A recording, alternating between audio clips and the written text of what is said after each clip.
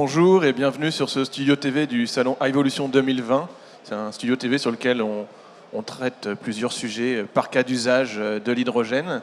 Et j'ai le plaisir d'accueillir pour ce sujet Nicolas Hugal de Lascorse. Bonjour. Bonjour. Alors vous êtes directeur général du groupe VDN, Vent du Nord, et par ailleurs aussi administrateur de l'association AFIPAC qui représente la filière hydrogène. Et avec vous, on va parler de l'association entre l'hydrogène et les énergies renouvelables. Et on va voir en quoi c'est une alliance gagnant-gagnant pour les deux filières, ou en tout cas en quoi elles ont intérêt à travailler ensemble. Alors peut-être pour commencer, on va essayer de situer un peu le décor. Est-ce que vous pouvez nous présenter votre société, Vent du Nord? Qu'est-ce que vous faites? Très bien, bonjour. Donc Vent du Nord, c'est un bureau d'études qui développe des énergies renouvelables. On travaille dans l'éolien principalement, on travaille également dans le solaire, donc on développe des parcs éoliens et des parcs solaires sur la plupart des régions de France. On est aujourd'hui une quinzaine de collaborateurs qui travaillons avec des chefs de projet, des cartographes, qui travaillons sur la faisabilité de ces parcs éoliens ou de ces parcs solaires. Et depuis maintenant, je dirais 4 ans, on travaille sur la production d'hydrogène à travers cette énergie propre que l'on produit, puisqu'on est également producteur, pour associer donc la partie production, parc éolien, couplage avec des électrolyseurs et fourniture d'hydrogène vert. Alors on va y venir, voir ce que vous faites concrètement comme projet dans l'hydrogène, mais qu'est-ce qui au départ vous a incité, vous qui étiez dans l'éolien, dans le photovoltaïque, à venir sur l'hydrogène? Et il y a 4 ans déjà, c'était assez tôt. Oui, 4 ans déjà, c'est vrai que j'en parlais aussi avec beaucoup de gens ici. Les premières éditions d'Evolution ont bien changé, et tant mieux. Il y a beaucoup de gens aujourd'hui sur cette nouvelle édition 2020. Et c'est vrai qu'il y a maintenant 4 ans, j'étais un petit peu le seul le seul, je ne sais pas, mais en tout cas, il n'y avait pas beaucoup de développeurs sur Evolution. Pourquoi? Tout simplement parce que pour nous, chez VDN, il était important de pouvoir montrer que les énergies renouvelables n'étaient pas seulement destinées à produire de l'électricité, mais pouvaient aussi permettre de produire autre chose. Et surtout, également, de pouvoir amener un certain intérêt concret pour les habitants. Donc produire de l'électricité propre, c'est bien, c'est vertueux, ça ne pollue pas, mais également ça permet aussi, en l'occurrence, de pouvoir produire de l'hydrogène et d'amener un certain nombre de solutions, de faire rouler les voitures, de permettre d'améliorer les process dans l'industrie. Donc quand on développe des projets d'ENR, surtout qui sont décentralisés, on va souvent dans les campagnes pour pouvoir développer des parcs éoliens, on va souvent également, sur ce qui est le cas aussi, sur des parcs solaires. Donc ce milieu rural, en fait, a aujourd'hui une notion différente de ce que peut amener ces énergies qu'il n'avait peut-être pas forcément avant. Alors concrètement, vous avez fait combien de projets, ou alors vous en avez combien en développement dans l'hydrogène?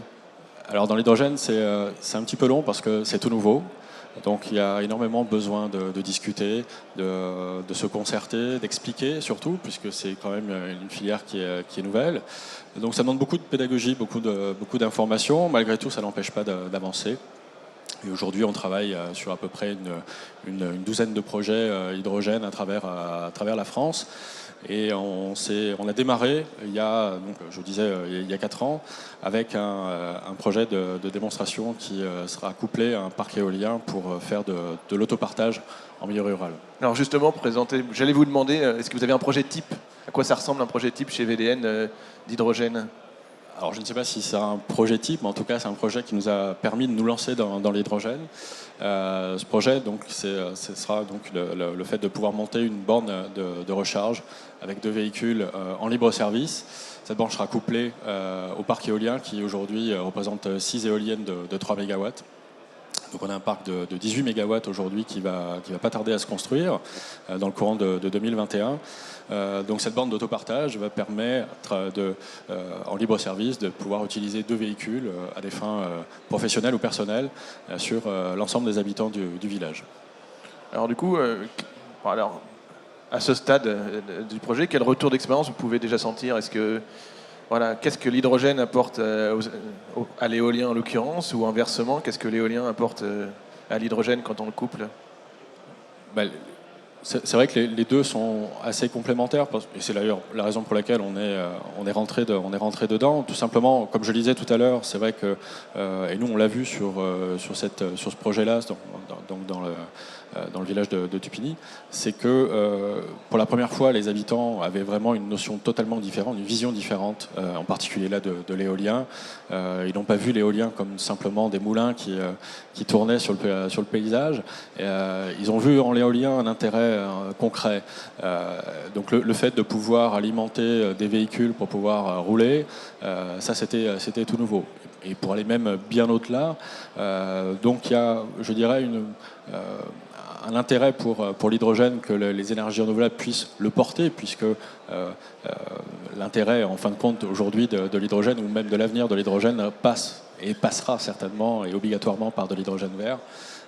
Donc il y a un intérêt pour l'hydrogène de pouvoir se servir des ENR, et des ENR de pouvoir se servir de l'hydrogène pour montrer qu'on peut aller bien au-delà de simplement fournir de l'électricité verte. Donc l'hydrogène, là, favorise a priori l'acceptabilité des projets. Ça favorise l'acceptabilité, et puis très souvent, vous savez, on qualifie les énergies renouvelables pas forcément comme extrêmement utile parce qu'on est déjà dans un pays entièrement décarboné.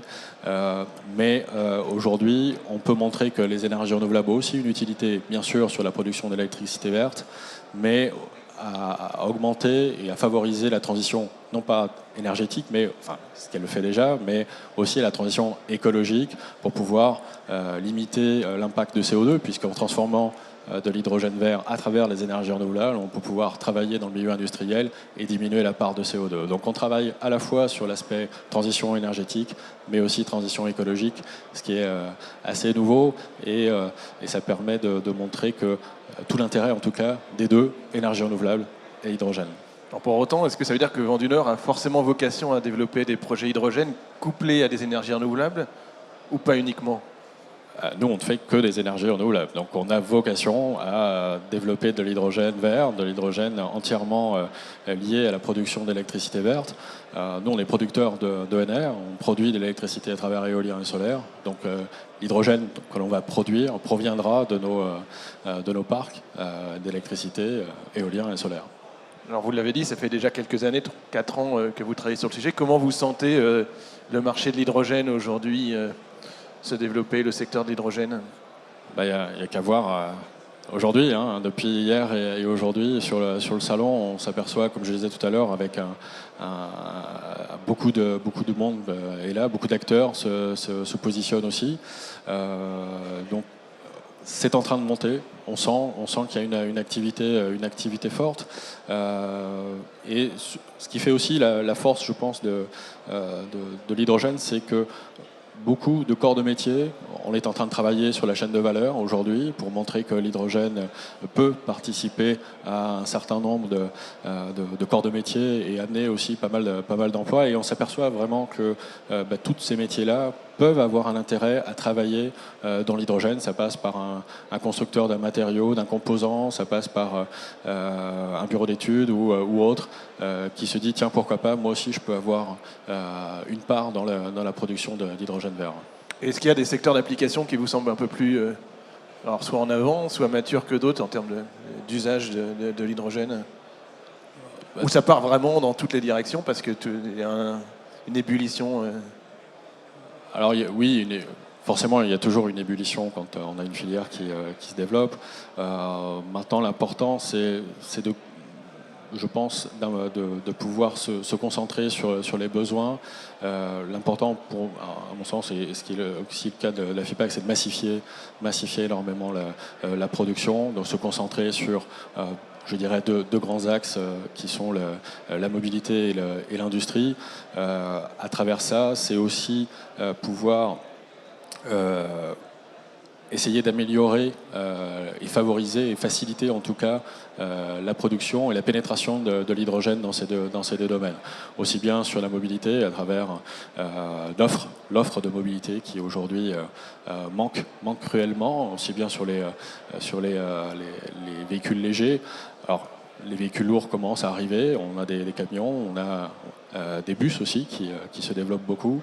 En termes de véhicules légers, l'offre reste quand même assez limitée.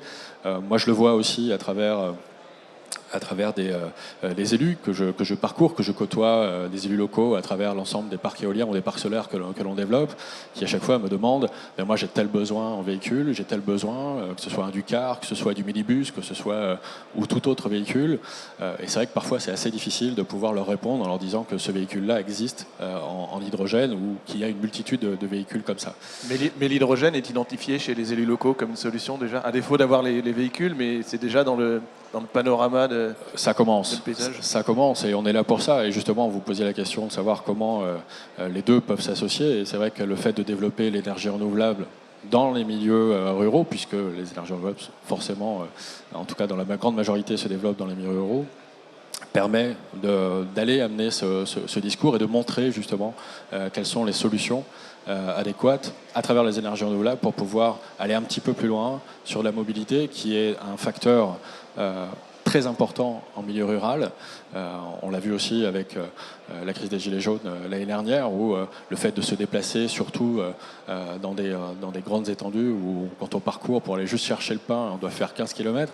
Enfin, aujourd'hui, beaucoup de services se sont centralisés sur des grandes agglomérations, et en milieu rural, on a beaucoup de difficultés pour aller chercher ne serait-ce qu'un minimum de services. Donc on est obligé de prendre sa voiture.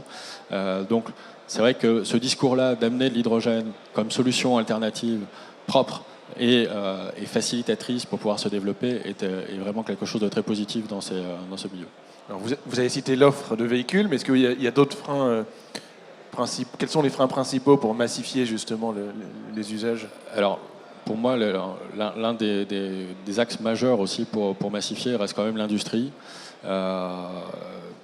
Et là, c'est vrai qu'on on est plus confronté à d'autres freins qui sont un petit peu plus réglementaires ou même économiques sur la partie industrielle, aussi bien à la fois sur de l'hydrogène qui peut servir au process de l'industrie ou même de l'hydrogène de substitution, où d'autres énergies sont encore moins chères. Comme le gaz naturel ou le charbon même également est aujourd'hui encore moins cher que l'hydrogène.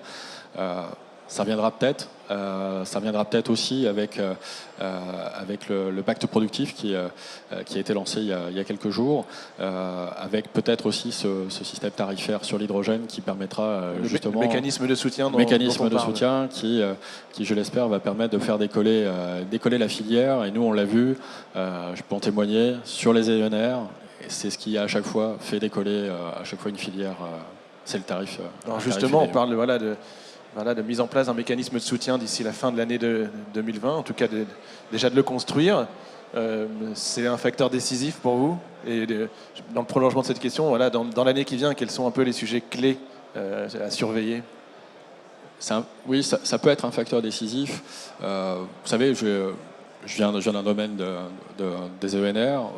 Typiquement, quand l'éolien s'est lancé en France, il s'est lancé dans les années 90, on a fait des appels d'offres, on a lancé des appels à projets avec des tarifs qui étaient proposés, et il n'y a pas eu beaucoup de projets. Les seuls projets qu'il y a eu, ce sont des projets qui sont situés sur les côtes françaises, et on n'a pas réussi économiquement à rentrer à l'intérieur du pays, parce que la technologie, certes, n'était pas là, mais aussi, d'un point de vue économique, on n'a pas su aller plus loin. Quand on lance une filière, c'est bien de lancer des appels à projets, il en faut. Les AMI là sont très bien. Il faut aussi permettre de voir où on en est, qui sont les acteurs et de lancer quelque chose. Il faut bien démarrer par quelque chose, mais ça ne va pas caractériser l'ensemble d'une filière et pérenniser une filière. Il faut qu'on arrive à soutenir un maximum de projets qui n'ont pas forcément la possibilité ou le temps de pouvoir répondre en fonction du temps de développement du projet à ces appels à projets ou à ces AMI. Le fait d'avoir un système tarifaire, et on l'a vu dans les ENR, ont permis de vraiment lancer l'éolien, le solaire en France. Donc oui, j'y crois beaucoup pour pouvoir accentuer et favoriser et développer l'hydrogène.